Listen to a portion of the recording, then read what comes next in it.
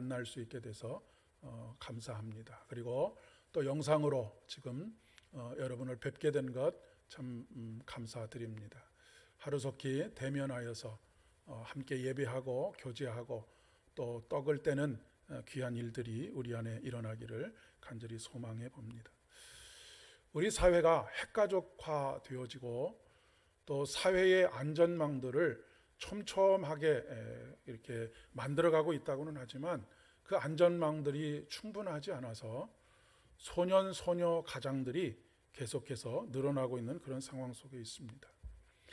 그나마도 조부모가 있는 경우에는 상대적으로 조금 나을 수는 있을지 모르겠지만 그렇지 못한 경우에는 오롯이 그 어린 아이들이 이 모든 세상의 풍파와 비바람을 온몸으로 받아내야 하는 그런 일들이 우리 곁에서 일어나고 있습니다.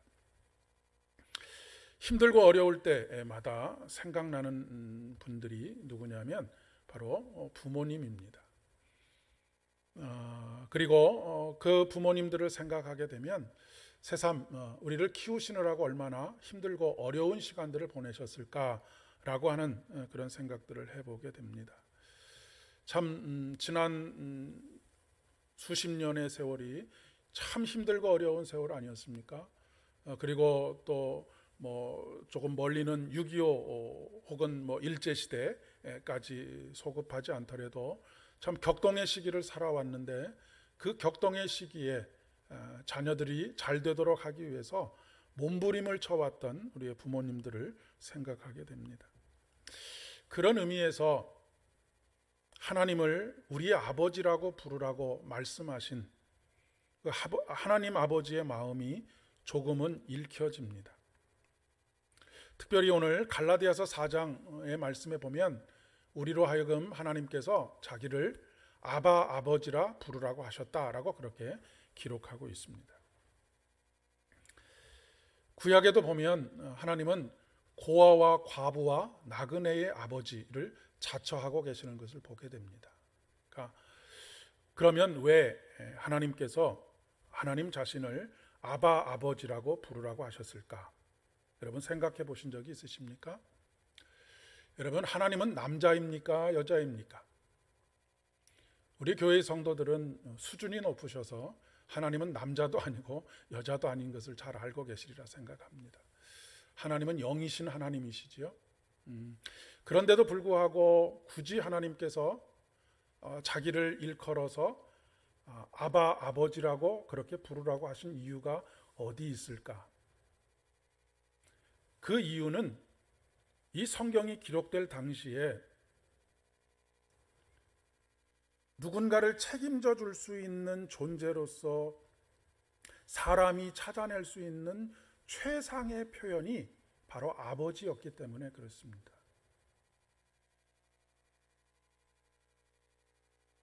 남자도 아니고 여자도 아니시고 영이신 하나님께서 자기 자신을 아버지라고 부르신 이유는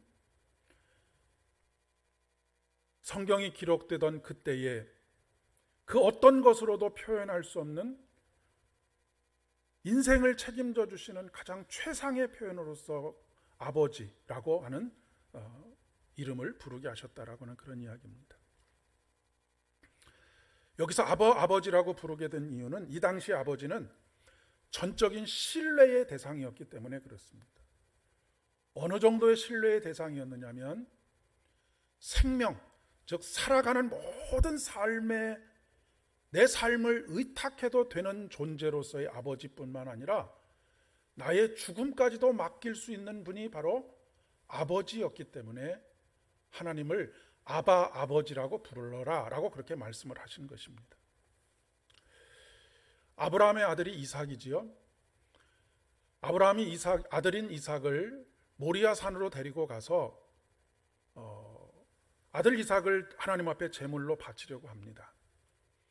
그런데 참 놀라운 것은 아들 이삭이 아버지 아브라함에게 전혀 저항하지 않고 있는 것을 보게 됩니다. 여러분 무엇 때문인지 생각해 보신 적이 있으십니까? 아무런 저항도 하지 않고 아버지가 요구하는 대로 순종하는 아들. 이 당시의 아버지는 전적인 신뢰의 대상이었기 때문에 아무런 저항을 하지 않고 있는 상황 그대로를 받아들이고 있는 것입니다. 내가 살아가는 모든 것도 아버지가 책임져 주시고 그분의 손 안에 있으니 내가 죽는 것도 그분에게 맡겨야 된다라고 하는 그런 생각이, 가치관이 그 안에 자리 잡고 있었기 때문이라는 말씀입니다. 우리 예수님도 마찬가지입니다. 우리 예수님께서도 이 땅에서 살아가는 모든 33년의 생애 동안에 살아가는 모든 것들을 성령 하나님의 인도하심 가운데에서 하나님께 온전히 의탁하는 그런 삶을 사셨습니다.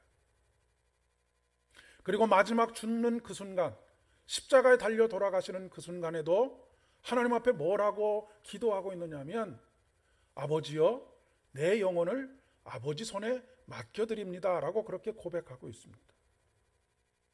내가 사는 것도 주님의 것이고 죽는 것도 주님께 속한 것이니 내가 주님께 온전히 내 삶을 사나 죽으나 모든 것을 맡겨드립니다 라고 하는 고백이 바로 하나님을 아버지라고 부르는 이유라고 하는 그런 이야기입니다.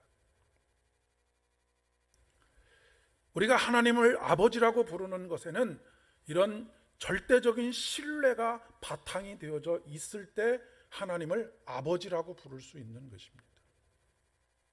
그 얘기는 거꾸로 이야기하면 하나님께서는 우리의 살아가는 모든 것을 책임져 주시는 분일 뿐만 아니라 우리가 죽는 것까지도 그분의 손에 있다라고 하는 것을 말씀하고 있는 것입니다.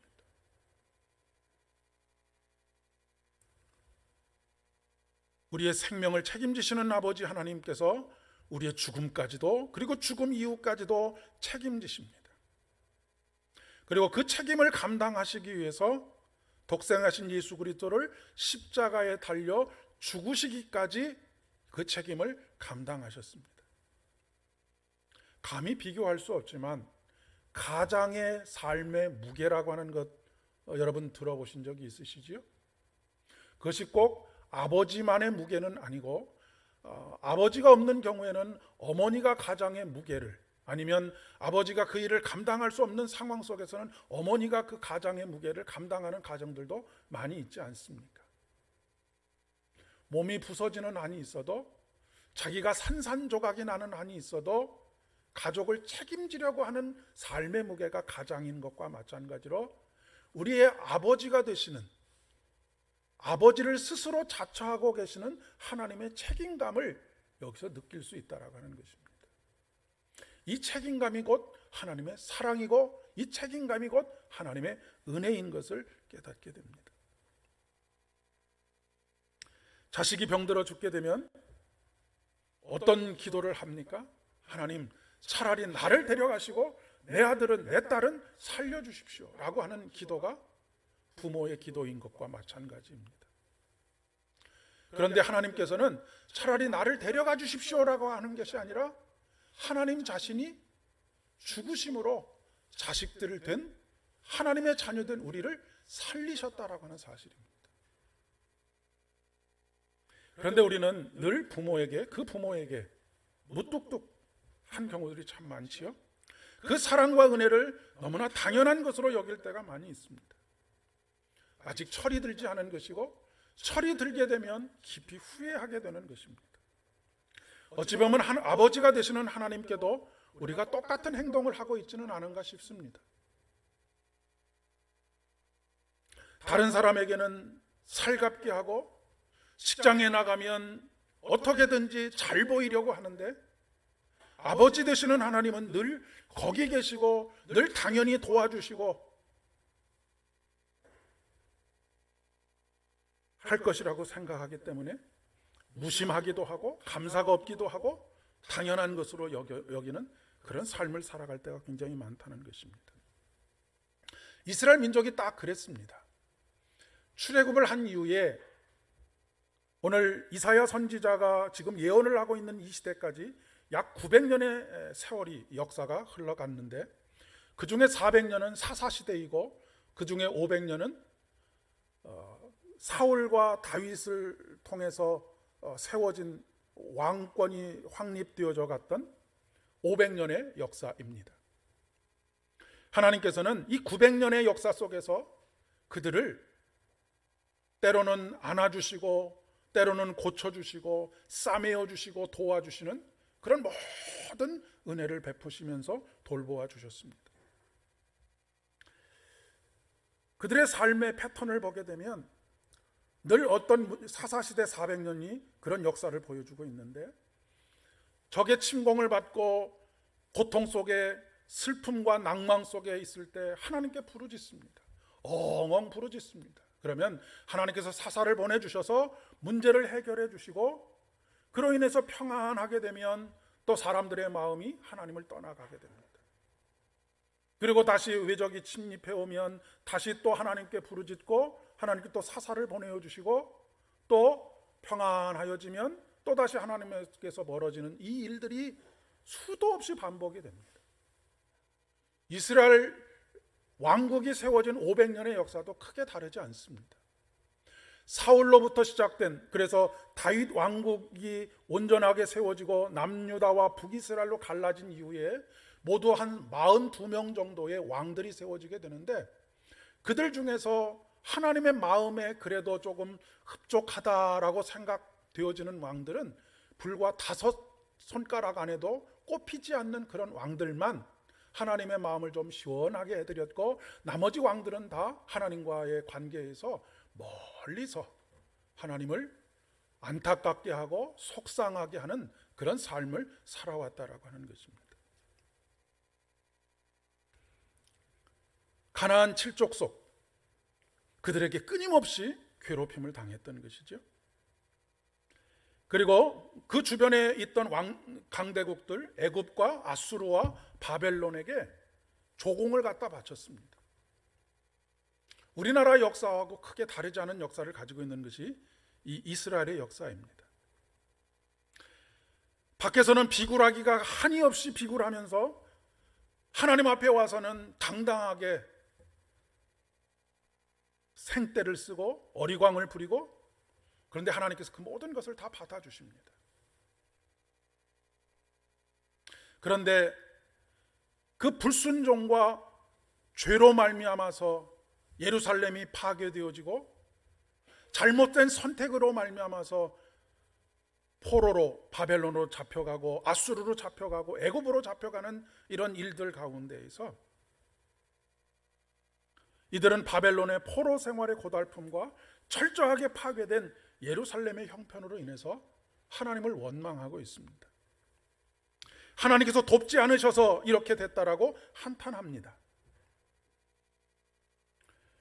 우리가 너무 힘들고 어려운 상황이 되면 하늘이 무심하시다라고 하는 표현을 쓰지 않습니까? 원망스러운 마음이 충분히 묻어나는 그런 표현이라고 이야기할 수 있습니다. 그러나 하나님은 결코 무심하지 않으십니다. 오히려 그 여인이 어찌 그 젖 먹는 자식을 잊겠으며 자기 태에서 난 아들을 긍휼히 여기지 않겠느냐.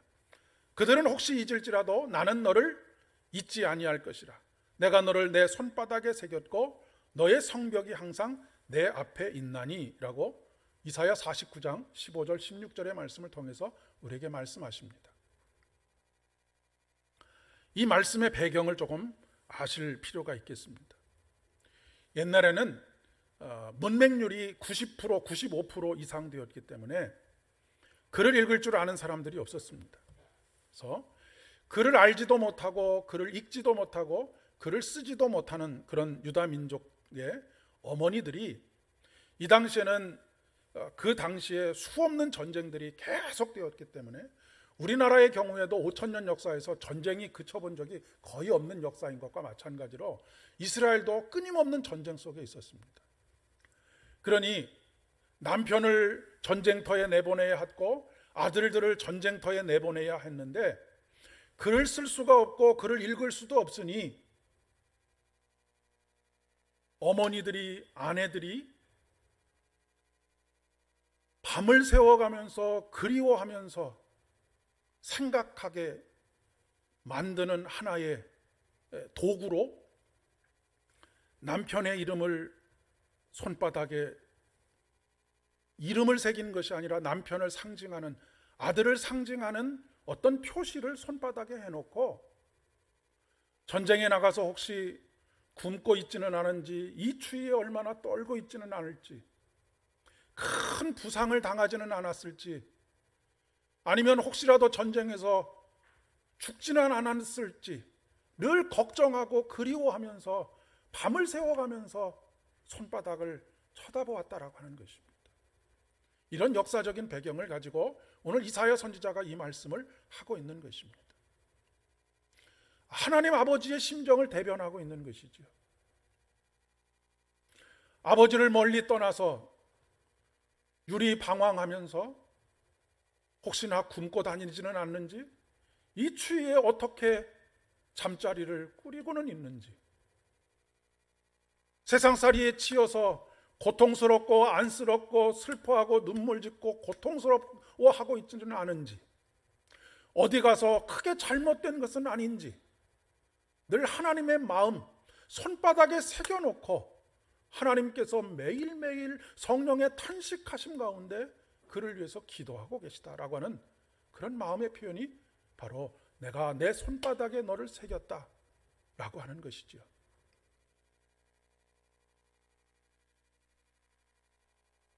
그리고 이어지는 말씀에서 너의 성벽이 항상 내 앞에 있나니 라고 그렇게 기록하고 있습니다. 너의 성벽이 내 앞에 있다는 말은 다른 표현으로 하면 내 성벽을 늘 지켜보고 있다라고 하는 다른 번역본에 이렇게 번역이 되어져 있습니다. 성벽을 지켜보고 있는 이유가 무엇이겠습니까? 마치 집을 나간 둘째 아들 탕자를 매일매일 상거가 멀매도 불구하고 그 아들이 언제 돌아올까를 기다리고 있는 그 심정처럼 성문으로 들어올지도 모를 그 아들을, 전쟁터에 나간 그 아들을, 아버지의 품을 떠나서 나간 그 아들을 기다리고 있는 아버지의 눈길입니다. 또 한 가지는 성문을 통해서 혹시라도 쳐들어올지 모르는 적군을 눈여겨보고 있는 파수꾼의 눈이지요. 파수꾼의 경성함이 성을 지키지 못하지만 하나님께서 날마다 그 성문을 바라보면서 사랑하는 안에 있는 자녀들의 안전을 지키시고 평강을 지키시는 그런 아버지로서의 하나님을 이야기하고 있는 것입니다. 그런데도 불구하고 우리는 어려움을 당하는 그 순간에는 하나님께서 계시지 않기 때문이고 하나님께서 일하지 않으시기 때문이다 라고 그렇게 느끼곤 합니다. 그러나 결코 그렇지 않습니다. 하나님은 늘 그 이유를 준비하시는 분이시죠. 이삭이 아버지가 되는 아브라함이 말도 되지 않는 요구를 했을 때 전적인 신뢰를 가지고 그것에 순종함으로 말미암아서 어떤 일들이 벌어지게 됐느냐면 여호와 이레, 여호와의 산에서 준비되게 된 어린 양, 수풀에 걸린 어린 양을 대신 하나님께 제물로 드리고 그가 하나님 아브라함의 장자로서의 모든 권리를 누릴 수 있도록 하신 것과 마찬가지입니다. 이렇게 비유적으로 이야기해 볼 수 있겠습니다. 저에게 아이가 넷이 있지 않습니까? 어떤 아이에게 가장 마음이 가느냐, 어떤 아이에게 가장 많은 손길이 가느냐라고 물으신다면 제가 뭐라고 대답할 수 있겠습니까? 여러분 뭐라고 대답하시겠습니까? 그때그때 다를 수밖에 없습니다. 그리고 그때그때 다른 기준이 무엇이겠습니까? 더 마음이 가고 더 많은 손길이 가는 기준이 무엇이겠습니까? 더 어려운 상황에 있을 때입니다. 아플 때 넷 중에 누군가가 아프면 나머지 셋보다 훨씬 더 많은 손길이 가는 것이 아픈 그 아이인 것처럼 하나님께서 우리 모두를 사랑하시지만 더 특별히 손길이 많이 가고 마음을 많이 쓰는 사람은 마음이 애통한 사람입니다. 고통 가운데 있는 사람입니다. 어려움 가운데 있는 사람입니다. 누구를 더 사랑하고 누구를 덜 사랑하기 때문이 아니고 지금 당장 손길이 필요하기 때문에 그런 것이 아니겠습니까? 그런데 우리가 느끼기에는 하나님이 나를 돌보지 않으시기 때문에 내가 이 고통 속에 있다라고 생각합니다. 훨씬 더 가깝게 나를 돌보고 계심에도 불구하고 우리는 문제가 생기고 아픔이 생기고 고통이 생기면 그것만 크게 보이지 하나님이 나를 얼마나 사랑하고 계신지, 나를 어떻게 어루만지고 계신지에 대해서 전혀 느끼지도 못하고 인식하지도 못하고 깨닫지도 못한다는 그런 이야기입니다. 선한 목자 되시는 우리 주님께서 한 마리의 양을 잃어버리셨을 때 어떻게 하셨습니까?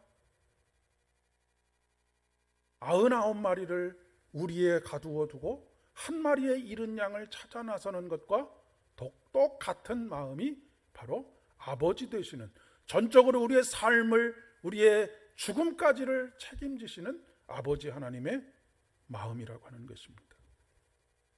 그러니 어떤 경우에라도 하나님조차 나를 버렸다라고 생각하지 않으셔야 됩니다. 그것은 하나님을 잘 모르는 것이고, 하나님을 오해하는 것이고, 하나님을 곡해하는 것이고, 나아가서는 하나님을 모욕하는 일이기도 합니다.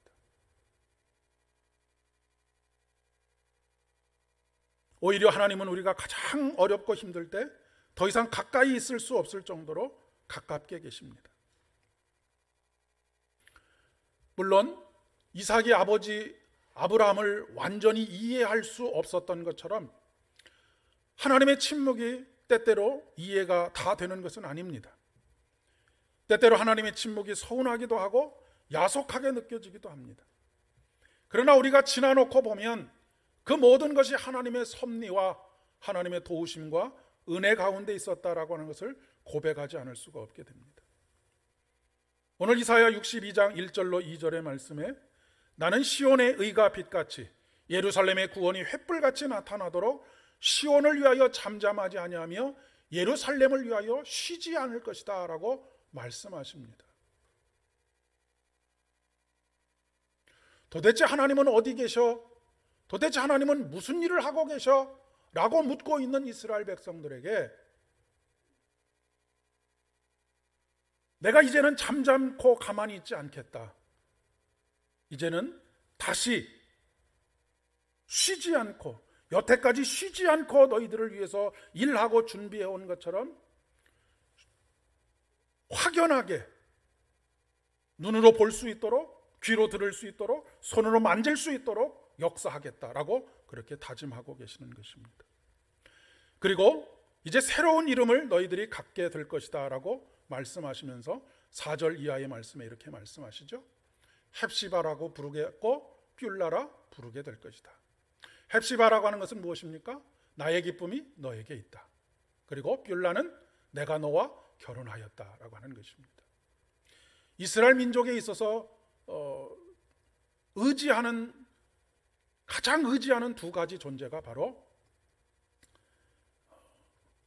아버지로서와 그리고 남편으로서의 존재입니다. 구약 성경에 고아와 과부의 아버지라고 이야기하는 이유가 바로 여기 있습니다. 아까 말씀드린 것처럼 아버지는 절대적인 신뢰의 대상으로서 모든 삶과 죽음까지를 책임지시는 존재라고 말씀드리지 않았습니까? 나의 기쁨이 너에게 있다 라고 말씀하실 때 여러분의 기쁨은 누구에게 있습니까? 여러분의 자녀들에게 있는 것처럼 하나님의 자녀된 우리들에게 나의 기쁨이 있다 라고 말씀하시는 것이고, 내가 너와 결혼했다 라고 하는 것은 무엇이겠습니까? 이스라엘 민족의 삶 속에서 홀로 된 여인은 정말로 밑바닥의 삶을 살아갈 수밖에 없었습니다. 왜냐하면 의지할 수 있는 그 어느 누구도 없었기 때문에 그렇습니다. 그러니 내가 너와 결혼했다라고 하는 것은 내가 너의 남편이 되어주겠다라고 하는 그런 의미입니다. 그 얘기는 그냥 결혼했다라고 하는 의미가 아니라 너의 삶을 책임져주는 가장으로서의 책임을 다하겠다라고 하는 그런 의미가 여기에 담겨져 있다라고 하는 것입니다. 사랑하는 여러분, 2021년 한 해 이런 놀라운 일들을 기대하시면서 한 해를 맞이하실 수 있기를 바랍니다. 여러분의 삶과 가정과 일터에 이런 일들을 행하시고 이루시는 하나님을 눈으로 보고 귀로 듣고 손으로 만진 바 될 수 있기를 진심으로 축복합니다. 더 이상 잠잠히 계시지 아니하시고 쉬지 않고 저와 여러분과 여러분의 일터와 가정과 우리 교회를 위해서, 이 나라와 이 민족을 위해서 일하실 하나님에 대한 기대를 가지고 한 해를 시작하시라는 말씀입니다. 그러나 모든 사람이 이 경험을 하게 되지는 못할 것입니다. 하나님을 절대적으로 신뢰하고 그분을 아버지라고 고백하는 사람들만이 경험할 수 있을 것입니다. 깨달을 수 있게 될 것입니다.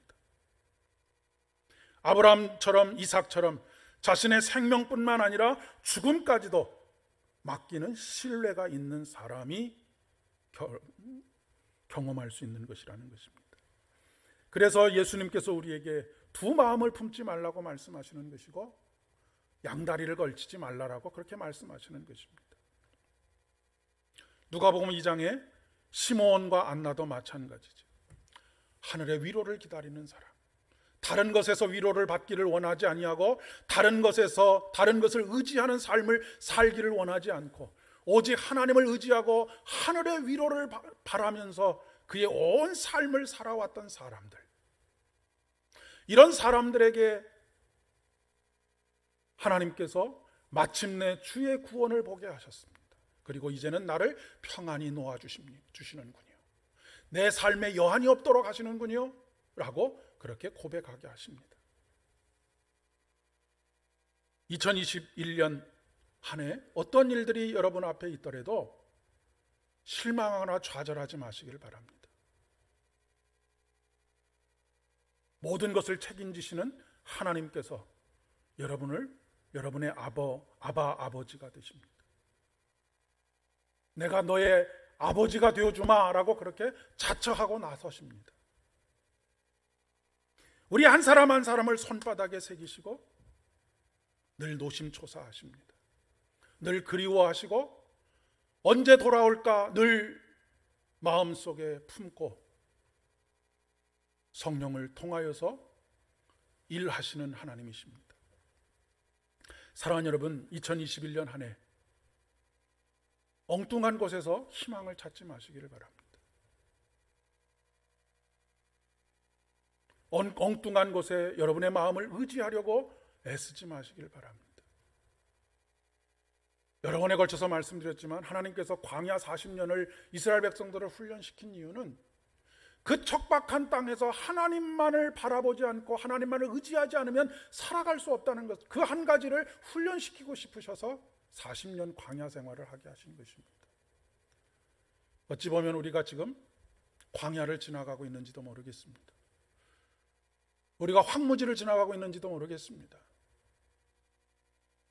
물이 없을 때 하나님께 물을 구하시고, 먹을 것이 없을 때 하나님께 먹을 것을 구하시고, 적들이 우리를 위협할 때에 하나님께 우리를 지켜주시고 안전하게 거할 수 있도록 해달라고 그렇게 간구하시면서 이 광야의 여정들을 잘 걸어가실 수 있기를 바랍니다. 오직 하나님만이 우리를 끝까지 포기하지 않으시고 책임지시는 하나님이십니다. 2021년 한 해는 더욱더 하나님을 깊이 알아가실 수 있기를 바랍니다. 하나님을 깊이 알아야지만 하나님을 전적으로 신뢰할 수 있고 그분에게 맡길 수 있기 때문에 그렇습니다. 기도하겠습니다. 은혜가 풍성하신 주님, 참으로 어리석었던 우리들을 용서하여 주시옵소서. 세상의 그 어떤 것도 우리를 끝까지 책임져 주지 않습니다. 책임져 줄 수도 없습니다. 그런데도 거기에 소망을 두고 하나님을 찾지 아니하고 하나님을 멀리하면서 살아왔던 것을 고백합니다. 이제 다시 잠잠하지 아니하시고 쉬지 아니하시는 스스로 우리의 아버지가 되시기를 자처하시는 하나님께만 우리의 모든 소망을 두고 그 하나님만을 의지하면서 2021년 한 해를 살아가기를 소망합니다. 여기까지 우리를 도우신 아버지 하나님, 성탄을 통해서 임마누엘, 바로 여기 계신 아버지 하나님을 고백하였사오니 우리의 모든 앞날을 예비하시고 준비하시고 쉬지 않고 일하셔서 아름답게 열매 맺게 하시는 하나님을 찬양할 수 있도록 은혜를 더하여 주시옵소서. 예수님의 이름으로 기도드립니다.